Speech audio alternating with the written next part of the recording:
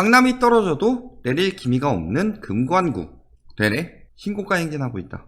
신고가 나온 데만 찝어서 하면 어디든 신고가 행진이 아닌 데는 없어요. 근데 이유는 뭐다? 신안산선, 실민선, 서부선 교통호재가 줄을 잇고 있는 데다. 이거 다 지금 나온 거 아니고 예전에 나온 거죠.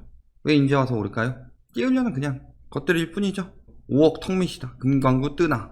이제 금관구로 많이 프레임 잡고 있죠. 왜? 그 저번 주에 매매가격 지수 보면은 서울이 다 보합 아니면 하락이었는데 구로만 오르고 있었으니까. 그 당시에 금관은 보합세였고. 그러니까 이제 금관구로 밀고 나가는 거죠. 노도광도 안 되니까. 자, 근데 매매 거래량 어떨까요? 계약일 기준으로 금천구 떨어지다가 5월에 어느 정도 올랐죠. 관악구는 떨어지고 있고 구로구는 또 5월에 올랐다. 요거 아직 신고 끝난 거 아니니까 더 오를 가능성 있다. 이런 상황이죠. 신고일 기준으로 외지인 매매 거래량 줄고 아직 5월 더 오른 건 안 나왔죠. 그러면서 지금 외지인 매매 거래량 줄어들고 있는데 조금 더 오를 수도 있겠다. 특히 금관구 같은 경우는 실수요들이 많고 투기하기 좋은 지역은 아니잖아요. 실수요들이 많고 그 실수요들이 대부분 부동산이나 주식이나 뭐 채권 등 재테크에 대해서 잘 모른다. 돈 모아서 내 집 마련을 하는데 살 수 있는 데가 가격이 서울에 여기밖에 없더라. 이렇게 사는 경우가 많기 때문에 호도기사에 굉장히 잘 넘어가는 지역이다. 그리고 항상 서울 끝물 쪽은 마지막에 조금 오르다 떨어진다. 자, 매매 가격 지수 어때요? 여기서 요때 딴 데 다 떨어지거나 보합이었는데 구로만 올랐다. 그러다가 지금 조금씩 오른 데들이 나오고 있다. 이런 상황이죠. 전세는 계속 올라가고 있는 상황이다. 하지만 상승폭 자체는 전보다는 확실히 줄었다. 이렇게 보이죠. 이제 금관구도 10억 클럽이죠. 그러면서 뭐 호재에 잇따르고 전체로 상승세이 이어지면서 속출하고 있다. 거기다 개발 호재 넘치죠. 신안산선 이어서 복합 개발까지 집값 상승 도화선 대나. 사실 개발 호재랑 집값 상승은 관련이 없죠. 아주 저기 신도시 같은 데 아니면. 어쨌든 전체적인 시장이 수요가 넘쳐나고 정부에서 집을 사라고 대출 풀어주고 유동성 풀어주고 그럴 경우에 상승하는 것이고 쪼이고 실무경제 같이 떨어지고 그럴 때 떨어지는 거잖아요. 하지만 부동산 1일땡 여기 웬만하면은 떨어진다는 얘기 잘 안 하는데 강남 등 선행 지역은 이미 가격 조정이란 표현을 쓰지만 이거는 하락이죠. 올라갈 땐 상승이라고 그러는데 떨어질 땐 조정이라고 그러잖아요. 항상 이런 식으로 이야기하고 있지만 왜냐? 이거는 하락이란 말을 참아 못하겠다 이 소리잖아요. 근데 보통 3에서 6개월 시차를 두고 강남의 지역도 가격이 떨어진다. 그러니까 금관구가 지금 오른다고 해서 이 추세가 장기적으로 갈 수 있냐라고 보기는 어렵다는 거죠. 자, 금천구는 아까 그렇게 했고 관악구 경전철에다가 신안산선.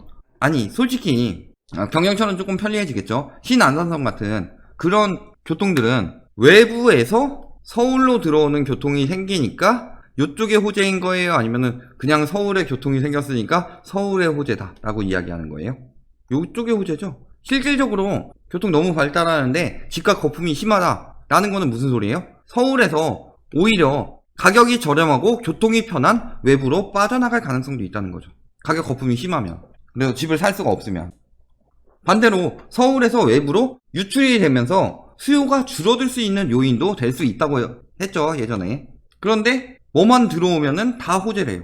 솔직히 신안산선 호재인 지역은 안산, 시흥 이런 데가 호재죠. 물론 거기도 비정상적인 너무 이걸로 호도해서 너무 가격이 오르고 있고 전체적인 하락장에서 서울이 떨어지고 있는데 그쪽도 거품이 꼈음에도 불구하고 더 끼우려고 하니까 지금 그 호재로 오를 수 없다는 거지 교통상의 호재는 서울은 아니잖아요, 사실은.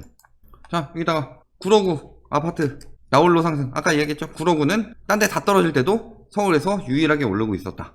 그러니까 아직 여기는 하락세 시작된 건 아니라는 거죠. 조금 더 걸린다는 거죠. 외부로 가면 외부로 갈수록. 그러면서 서울 다른 지역에 비해 저렴해. 서울 다른 지역에 비해 저렴한 거예요. 서울 자체가 제가 서울에서 거품이 아닌 지역이 없다고 했어요, 예전에. 그래서 수요자들이 상승 여력을 갖고 있다고 생각하는 데다가 집값 조정기가 온다고 해도 하락이라고 안 하죠. 상대적으로 부점이 적다는 것들 때문에 매수자들이 아니죠. 살 수 있는 데가 저거밖에 없으니까 사는 거죠. 대출이 나와요. 강남에, 와용성에. 그러면서 지금 뭐라 그래요? 말 바꿨네요. 6월에. 아까 그 부동산 1일땡. 강남권을 중심으로 금매물이 거래됐지만 추가 하락에 대한 추격 매수로 이어지지 않는 분위기다. 그렇지만 중저가 아파트가 많은 지역과 가격 성장이 덜했던 상승세는 당분간 이어질 전망이다. 아까랑 말 바로 바뀌네. 아까 분명히 뭐라 그랬어요? 강남 쪽에서 하락하니까 여기도 이제 3에서 6개월 이후 떨어질 수 있다. 그런 얘기 했었는데 지금 말 바꾼 거죠. 한 달도 안 돼서. 거짓말쟁이 아니에요? 이 새끼한테 입만 벌리면 거짓말이 자동으로 나와. 그쵸? 강남 하락세 아직 안 끝났어요. 노도강 금강구 이제 중저가 재건축이 뛴다. 그러면서 재건축 기대감 때문이다. 40년대 재건축을 위한 심의를 통과하면서 투자자들이 몰리고 있다. 재건축은 이제 남는 장사가 아니다. 그럼에도 불구하고 몰고 있으니까 내가 지금 신축 사기는 힘들고 그러니까 재건축 사가지고 이익 보면서 새 집에서 살겠다 이런 마음으로 들어가는 건데 마음처럼 쉽게 되나요? 분담금 엄청 많을 거고 환수금은 없을 수도 있어요. 분성제로 인해서 분양가를 핵심 지역에서 낮추면은 금강구까지도 분양가를 세게 못 부른다. 일반 분양가를. 그러면은 재건축 초과이익을 환수하지 않을 수도 있죠. 초과이익이 안 나오니까. 금천구 시흥동 재건축 마침내 통과. 지금 분상제랑 재초안 때문에 그렇게 말이 많으면서 재건축 죽네요 하는데도 불구하고 재건축 되면은 진행하려고 하잖아요. 그것 때문에 진행 안 한 게 아니라 지들 이익 줄어드니까 재건축에서 이렇게 난리를 치고 있는데 결국 뜰 수밖에 없는 이유. 이 사람 그거 아니에요? 입지가 최고다. 무조건 학군, 그 다음에 인프라, 상권, 밀집된 이런 지역이 최고다. 그래서 강남이나 분당 이런데 주로 강남이죠. 강남은 무조건 오른다 하는 사람이 왜 갑자기 금천구 얘기를 하고 있어요? 저 사람 믿을 말 못 된다. 비싸게 주고 샀다가 집값이 빠슝 하고 떨어지는 수가 있죠. 지금도 보면 어때요? 작년 12월 이후 거래가 안 되고 있는데 호가만 잔뜩 올려놓고 있다. 자, 아파트 현황 볼까요? 이런 식으로 인제는 금강구다 해가지고 보면 어때요? 아까 15클럽 2억 가까이 올랐죠. 1억 8천 올랐죠. 그리고 거래가 안 된다. 그죠? 이것도 4월 21일 4월까지는 거래가 되다가 5월 되니까 아닌 것 같죠. 여기는 3월 이후 거래 안 되다 5월에 오히려 소폭 하락했다. 남서울 힐스테이트.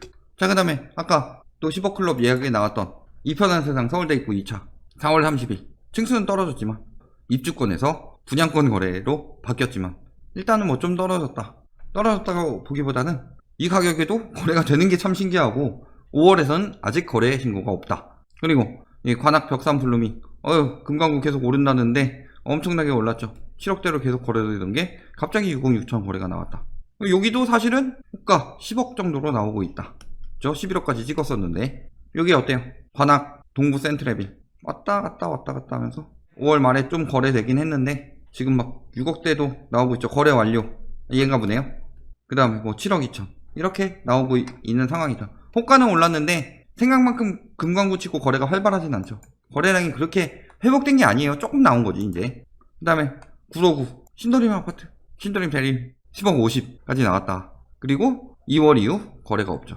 여기 12월 이후 1월 13억 1000까지 나왔다가 얘는 좀 이상 거래 가능성이 있죠. 12억 5천 조금 하락했다. 그 다음에 요거 4억대에서 왔다 갔다 하면서 조금 올랐지만 또 2월 이후 거래가 없다. 2월 이후 거래 거의 없는 상황이죠. 그러면서 이렇게 한두 건 거래되는 거 가지고 아직도 구로구는 무지하게 오르고 있습니다. 이런 식으로 지금 이야기를 하는 거잖아요. 호가만 이렇게 높여놓고 그러니까. 금융위기 때 생각해 보시면 돼요. 금융위기 때 이만큼 올랐다가 요거밖에 안 떨어졌으니까 결국은 우상향 아니에요? 그리고 다시 올랐으니까.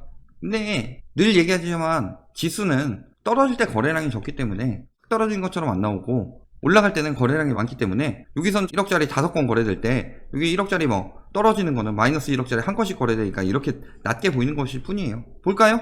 2006년에 이 정도 가격이었는데 4억까지 올랐다가 다시 3억 정도까지 떨어지죠. 오를 만큼 다 빠진다. 여기도 5억 4천까지 올랐다가 다시 4억대 초반으로 빠진다. 여기 어때요? 한 7억 중반 정도에서 9억 8,500까지 올랐다가 다시 7억 중반대로 빠진다. 실질적으로 경제위기 한번 치고 가면은 그 거품 그대로 빠지는 거예요. 지수만 저렇게 나오는 거지 가격들을 보면 어때요? 오른 만큼 빠져요. 많이 안 올랐죠. 금강구는 그때 예전에 리먼 저희 설명할 때 막 강남 2배 올랐다가 50% 떨어져서 원위치하고 이런 것들 보여드려가지고 그런 것만 있는 줄 아나 본데 그런 것만 있는 게 아니라 그런 거 예시에서도 아닌 것만 막 들고 나와가지고 금강구는 그때도 얼마 안 떨어졌다 이런 식으로 이야기하면서 떨어진 것만 자꾸 이야기를 하는데 오른 것도 얼마 안 올랐으니까 오른 만큼 떨어진 거예요. 그리고 지금 이만큼 올랐어요. 그때보다 거품 훨씬 심하죠. 그러면 그때보다 더 많이 올랐으니까 지금이 살 기회예요? 아니면 그때보다 훨씬 더 위험하다는 상황이에요?